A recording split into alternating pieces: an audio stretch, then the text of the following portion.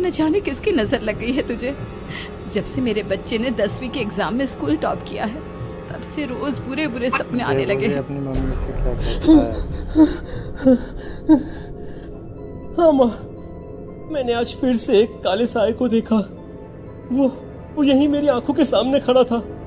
माँ मुझे बचा लो माँ। वो मुझसे कह रहा था कि मुझसे बदला लेगा। माँ कहीं ये प्रशांत? चुप कर, कैसी बात कर रहा है? दोबारा उसका नाम मत लेना। तुझे पता है ना उस प्रशांत ने आत्महत्या कर ली, तो बार बार उसका नाम मत लिया कर। मम्मी, क्या सच में प्रशांत ने आत्महत्या की थी? चुप कर, बहुत सवाल पूछता है आजकल। और फिर रात के वक्त सविता के पूरे घर में एक अजीब सा काला धुआं छाने लगा। गहरी नींद में सोई सविता की जैसे ही आंख खुली उसका दम घुटने लगा। वो दौड़कर रिशु के रूम की तरफ गई जहां उसके दरवाजे पर घूमती एक काली परछाई देख वो बुरी तरह से घबरा गई। कौन है वहाँ? कौन है? सामने आओ। ये मैं हूँ, तुम्हारी काली करतूत। और अब मैं तुम्हारे बेटे को ले जाने आया हूँ। नहीं, मेरे बच्चे को छोड़ दो प्लीज। मेरे रिशु को कुछ मत करना। वो परछाई रिशु के कमरे में घुस जाती है। सविता भी उसके पीछे पीछे दौड़ कर जाती है और देखती है कि अब वो साया साफ नजर आ रहा था। वो सर से पैर तक खून में सना हुआ था और उसके शरीर के सारे अंग कटे फटे हैं। क्या चाहिए तुम्हें? तुम जो बोलोगे मैं करूंगी, लेकिन मेरे रिशु को छोड़ दो। उस परछाई ने रिशु को गर्दन से पकड़कर दीवार के सहारे हवा में उछाल दिया। रिशु जोर जोर से चिल्लाने लगा। माँ बचाओ मुझे, बचा लो माँ, ये मुझे मार डालेगा। माँ मुझे बचा लो माँ। नहीं ऐसा मत करो, मुझे मार दो लेकिन मेरे बच्चे को छोड़ दो। मैं तुम्हारे आगे हाथ जोड़ती हूँ। वो परछाई रिशु को जमीन पर गिरा देती है और अचानक वहां से गायब हो जाती है। रिशु, मेरा बच्चा, तू ठीक तो है ना? कुछ बोल बेटा, क्या हुआ है तुझे? मैं ठीक हूँ माँ। क्या हुआ था यहाँ पर? कुछ नहीं बेटा, कुछ नहीं। तू परेशान मत हो। हम कल ही गांव के बाहर जो तांत्रिक महाराज रहते हैं उनके पास चलेंगे। ठीक है माँ, हम जल्द ही उनके पास चलेंगे। मुझे बहुत डर लग रहा है माँ। ये बार बार मुझे डरावने सपने आना, ये सब हमारे साथ क्यों हो रहा है माँ? अगले दिन सविता अपने बेटे रिशु को लेकर गांव के बाहर तांत्रिक के पास जाती है। जिस जगह पर तांत्रिक रहा करता था वो जगह बहुत डरावनी थी। चारों तरफ कंकाल और खूब भूतियां नजर आ रही थी। गांव से दूर वीराने में उस जगह पर जोर से आंधी चल रही थी। रिशु ने डर कर अपनी माँ का हाथ पकड़ लिया। माँ मुझे बहुत डर लग रहा है। ये कैसी जगह है? देख बेटा, हमारे साथ जो कुछ भी हो रहा है उसका इलाज सिर्फ और सिर्फ ये तांत्रिक महाराज ही बता सकते हैं। अब यही है जो हमें प्रॉब्लम से बाहर निकाल सकते हैं। जैसे ही सविता और रिशु तांत्रिक की झोपड़ी के अंदर पहुंचे, वहां का नजारा देखकर उनकी आंखें फटी की फटी रह गई। तांत्रिक की झोपड़ी के अंदर कई सारे लोग अपनी गर्दन घुमा घुमा कर जोर जोर से चीख रहे थे। कौन हो तुम और यहाँ क्यों आई हो? महाराज, मेरे बेटे को कुछ दिनों से एक डरावनी काली परछाई नजर आती है और कल रात उसने मेरे बेटे पर हमला भी कर दिया।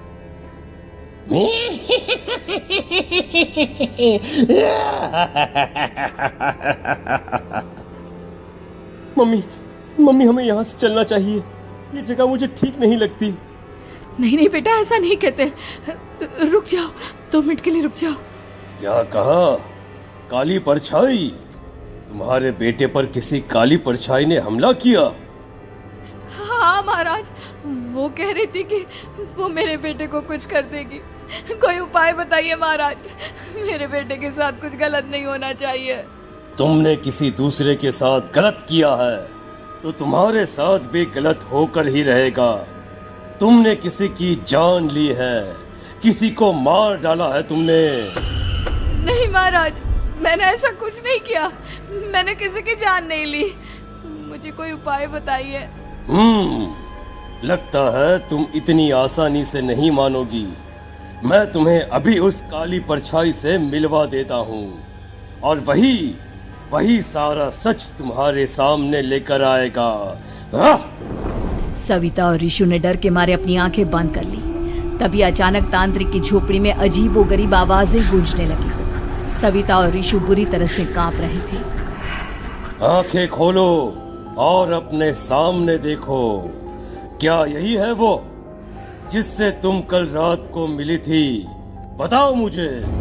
हाँ, इसने कल रात मेरे बेटे के ऊपर हमला किया था।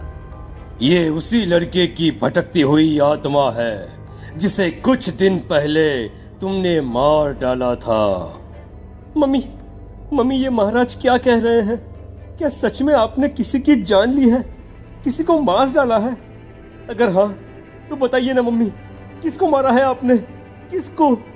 तुम्हारी माँ इतनी आसानी से सच नहीं बताएगी बेटा। इसने एक बच्चे की जान ली है। कहीं उसका नाम प्रशांत तो नहीं महाराज? वो मेरा दोस्त है, मेरा मतलब मेरा पड़ोसी है।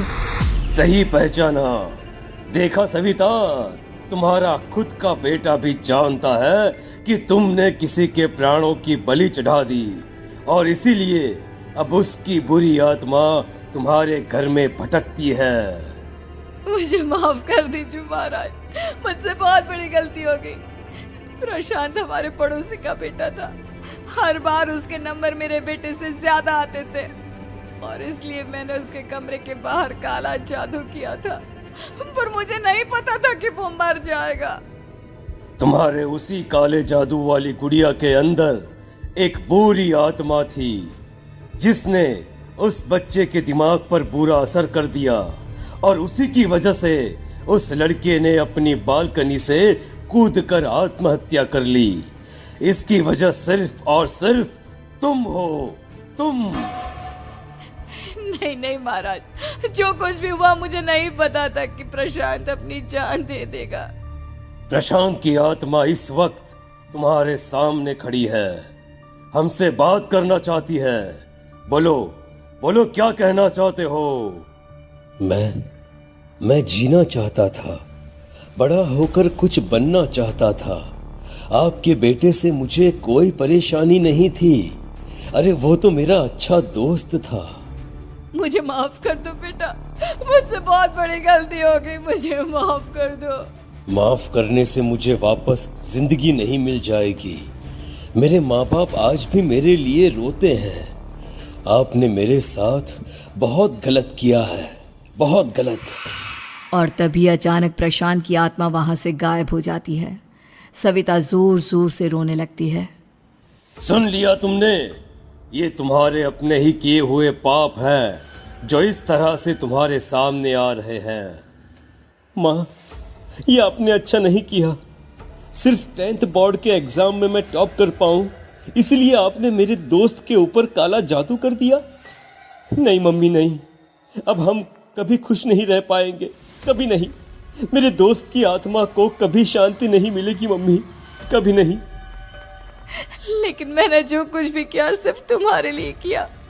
वो लड़का हमेशा फर्स्ट पोजीशन पर आ जाता था और इस वजह से हमेशा तुम्हारे मार्क्स कम पड़ते थे। मैंने तो सिर्फ उस पर एक छोटा सा काला जादू किया था बेटा।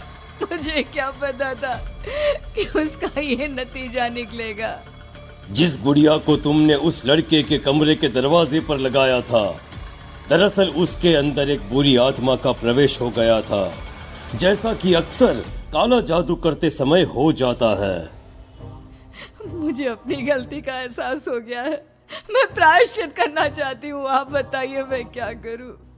प्रशांत के घर जाकर उस काली गुड़िया को वहां से निकालकर यहाँ लेकर आओ। मैं उसे आग में जलाकर राख कर दूंगा और उसके बाद प्रशांत की आत्मा को हमेशा के लिए मुक्ति मिल जाएगी। अगली रात सविता चुपचाप अपने पड़ोसी प्रशांत के घर जाती है।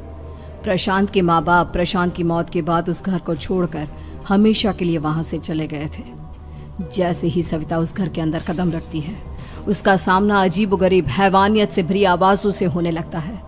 ऐसा लग रहा था जैसे कोई बुरी तरह से चीख रहा हो। सविता जैसे ही प्रशांत के कमरे के बाहर पहुंचती है, वहां पर लटकी हुई गुड़िया के शरीर से खून टपकने लगता है। ये क्या हो रहा है? इस गुड़िया के शरीर से खून क्यों टपक रहा है? सविता हिम्मत करते हुए उस गुड़िया को वहां से उतारने की कोशिश करती है, लेकिन तभी अचानक से बहुत भयानक दिखने वाली औरत उसकी आंखों के सामने आकर खड़ी हो जाती है। मैं यहाँ से कहीं नहीं जाऊंगी, और अगर तूने मुझे यहाँ से हटाने की कोशिश की तो मार डालूंगी मैं तुझे। नहीं नहीं, मुझे तुम्हें यहाँ से ले जाना ही होगा, नहीं तो मेरा बेटा, उसकी जान को खतरा है। मैं तुम्हें नहीं छोड़ सकती। अगर तुम्हारे अंदर हिम्मत है तो मुझे इस घर से बाहर ले जाकर दिखाओ। और ऐसा कहकर वो औरत सविता के ऊपर हमला कर देती है और उसे हवा में उछाल उछाल कर जमीन पर पटकती है। लेकिन तभी अचानक मौका देखकर सविता अपने हाथ में ली हुई सुई उसके हाथ में चुभो देती है। हाथ में सुई लगते ही वो औरत जमीन पर तड़पने लगती है। ये क्या किया तूने? ये क्या कर दिया? तुझे ऐसा नहीं करना चाहिए था। तांत्रिक ने मुझे कहा था कि तुझसे जीतने का सिर्फ यही एक तरीका है जिससे मैं अपने पापों का प्रायश्चित कर सकती हूँ और अपने बेटे की जान बचा सकती हूँ। और उसके बाद वो डरावनी दिखने वाली औरत एक छोटी सी जादुई गुड़िया में तब्दील हो गई और सविता ने उसे ले जाकर तांत्रिक को दे दिया। तांत्रिक ने जादुई गुड़िया को आग के हवाले कर दिया।